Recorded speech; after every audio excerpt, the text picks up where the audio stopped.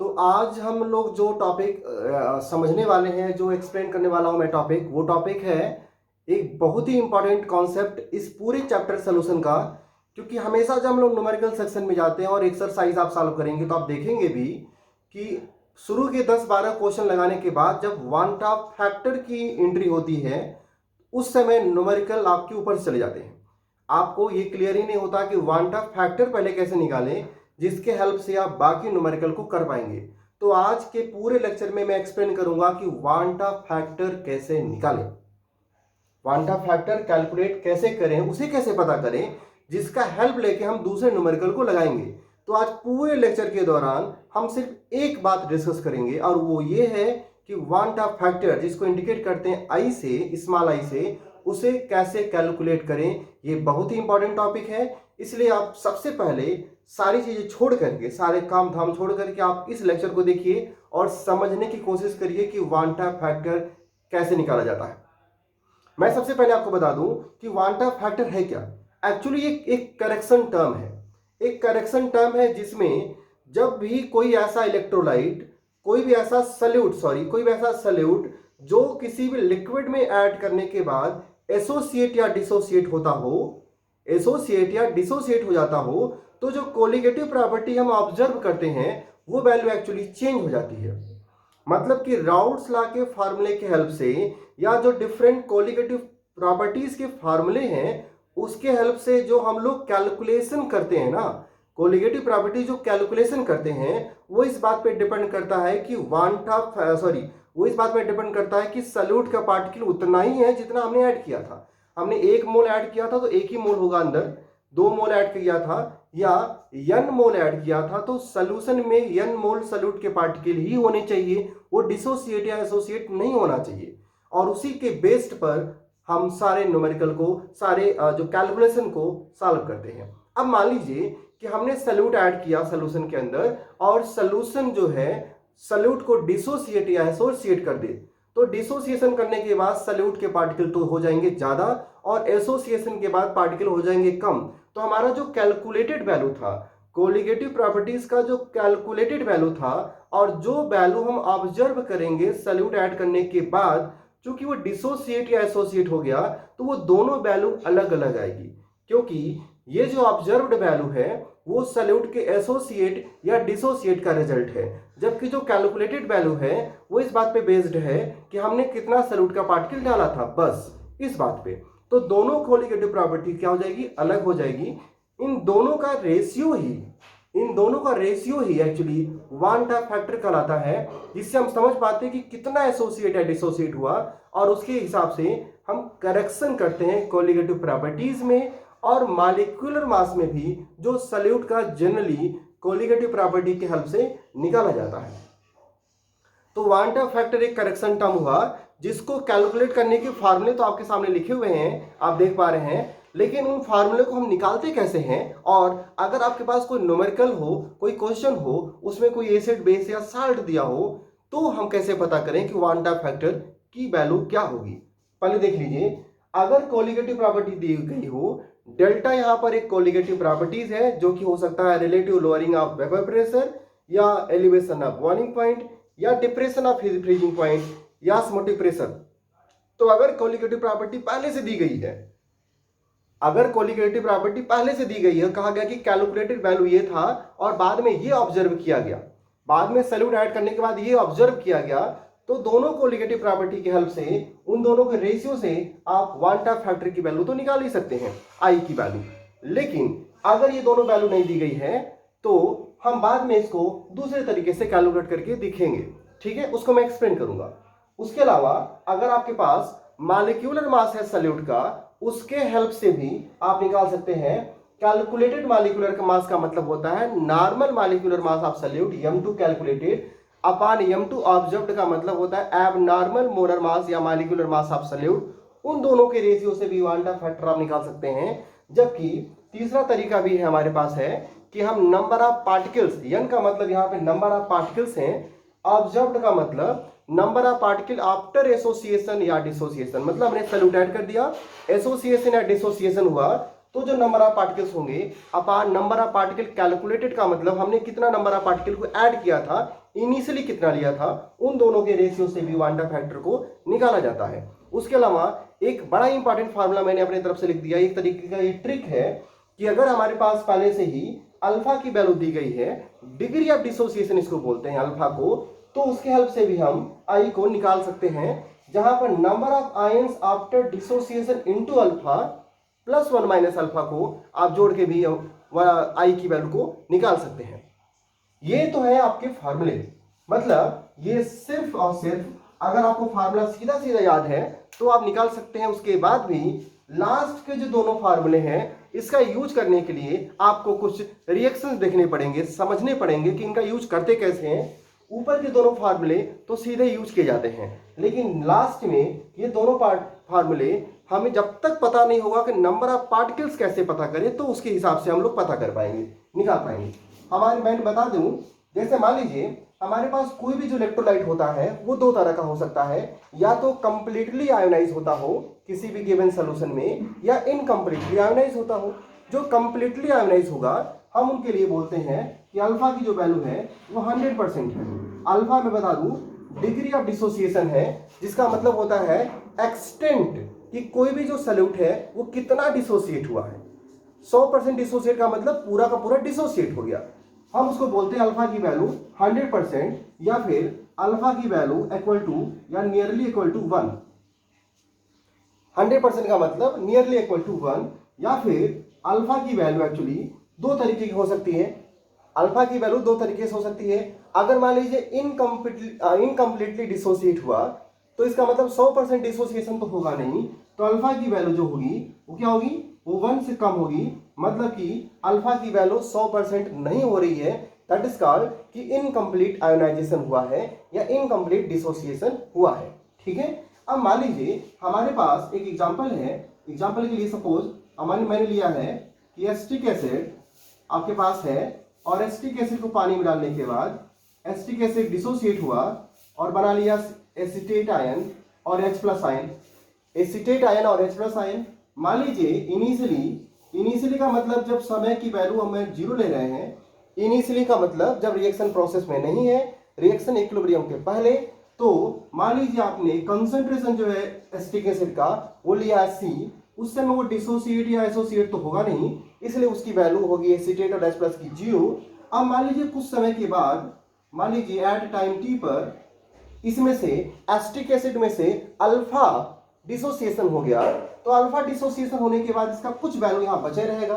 क्योंकि पूरा डिसोसिएशन तो हो नहीं रहा, इसलिए यहाँ पर जो वैल्यू बचेगा वो होगा 1 माइनस अल्फा, मतलब C में से जो कंसंट्रेशन उसका इनिशियल, उसमें से अल्फा निकलेगा तो बचेगा C 1 माइनस अल्फा, और यहाँ पर जो प्रोड्यूस होगा वो होगा C अल्फा और C अल्फा, जहाँ पे C कंसंट्रेशन है, अल्फा डिग्री ऑफ डिसोसिएशन है, के अलावा इन सब में कोफिशिएंट की वैल्यू 1 1 है, इसलिए इसको C अल्फा और C अल्फा ही लिखा गया है।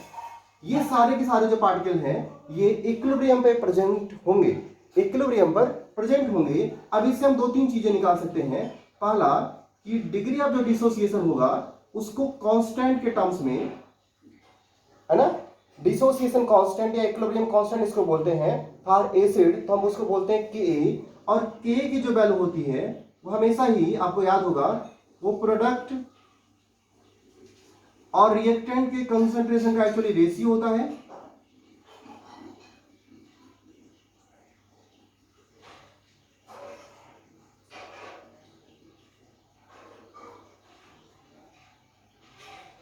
प्रोडक्ट और रिएक्टेंट के कंसंट्रेशन का रेशियो होता है, और यहां पर एसिटेट और H+ दोनों की वैल्यू है C अल्फा, तो आप इसको लिख सकते हैं C स्क्वायर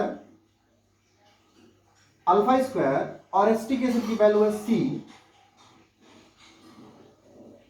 1 माइनस अल्फा, तो आप यहां से अगर C को कैंसिल करेंगे तो ये वैल्यू बचेगी C alpha square upon 1 minus alpha, C alpha square upon 1 minus alpha. ये रिलेशन होता है डिग्री ऑफ डिसोसिएशन कांस्टेंट और डिग्री ऑफ डिसोसिएशन में। K की value C alpha square upon 1 minus alpha है। अगर आपके पास Ka की वैल्यू दी गई है, अगर किसी न्यूमेरिकल में डिसोसिएशन कांस्टेंट की वैल्यू दी गई है, उसकी वैल्यू को यहाँ पे रख करके भी आप अल्फा की वैल्यू निकाल सकते हैं, क्योंकि सी की वैल्यू तो आपको दी ही जाएगी, कंसंट्रेशन की वैल्यू तो आपको दी जाएगी, और इस तरीके से आप अल्फा की वैल्यू निकाल सकते हैं, और उस अल्फा की वैल्यू को यहाँ पर रख करके भी आप आई की वैल्यू को निकाल सकते हैं। इसके अलावा ध्यान से समझिए, टोटल नंबर ऑफ जो पार्टिकल्स होंगे, टोटल नंबर ऑफ पार्टिकल्स अगर आप देखेंगे, कभी भी जब कोई भी जो सबस्टेंस है डिसोसिएट होगा,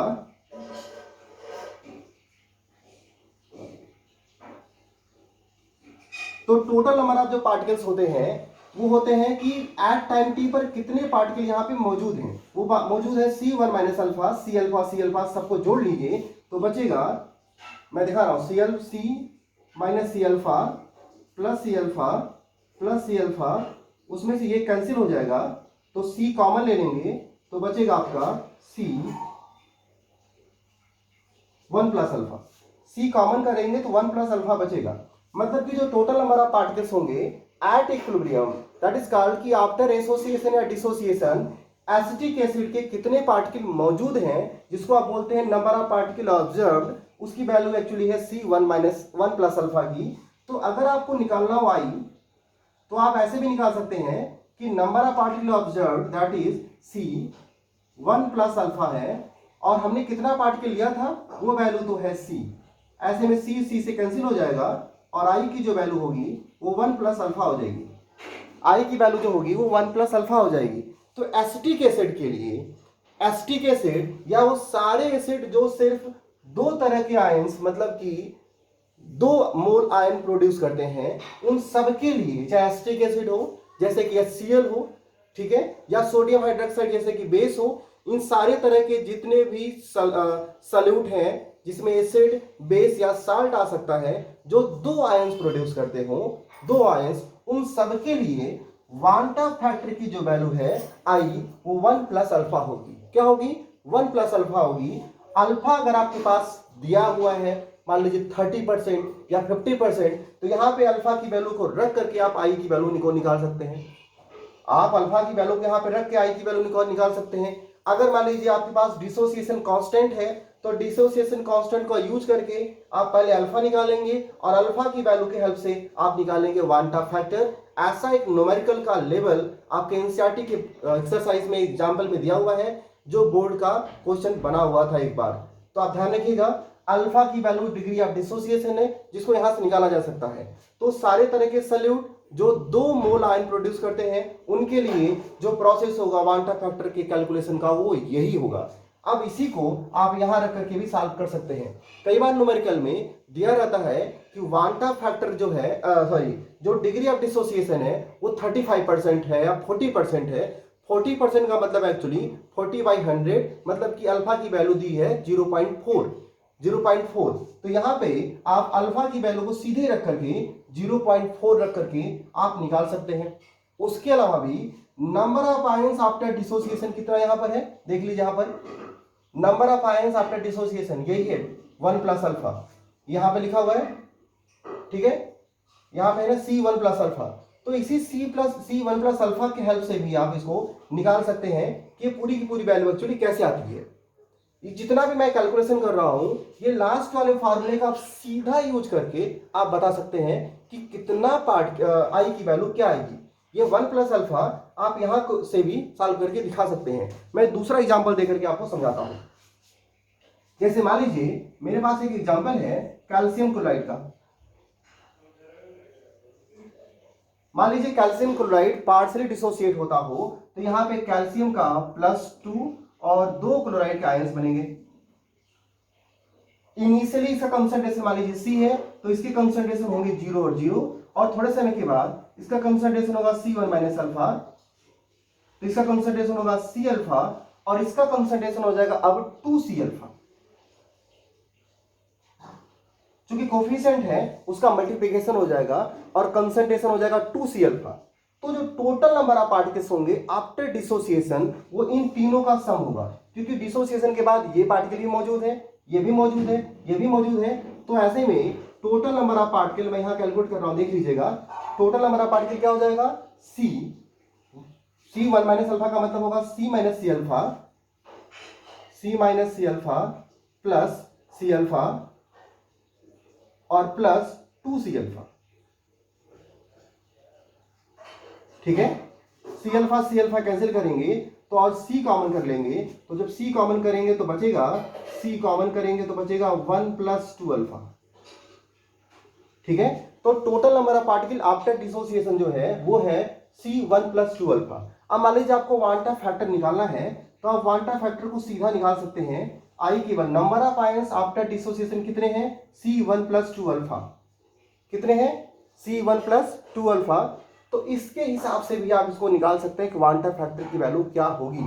ठीक है, उसके अलावा एक्चुअली वांटा फैक्टर की वैल्यू आप सीधे यहां से भी निकाल सकते हैं। कैसे? आप कहेंगे कि number of particle after association या डिसोसिएशन कितना है? C1 plus 2 alpha. और कितना पार्टिकल आपने शुरुआत में लिया था? C लिया था, तो C से C कैंसिल हो जाएगा, तो I की जो वैल्यू होगी वो 1 प्लस 2 अल्फा हो जाएगी।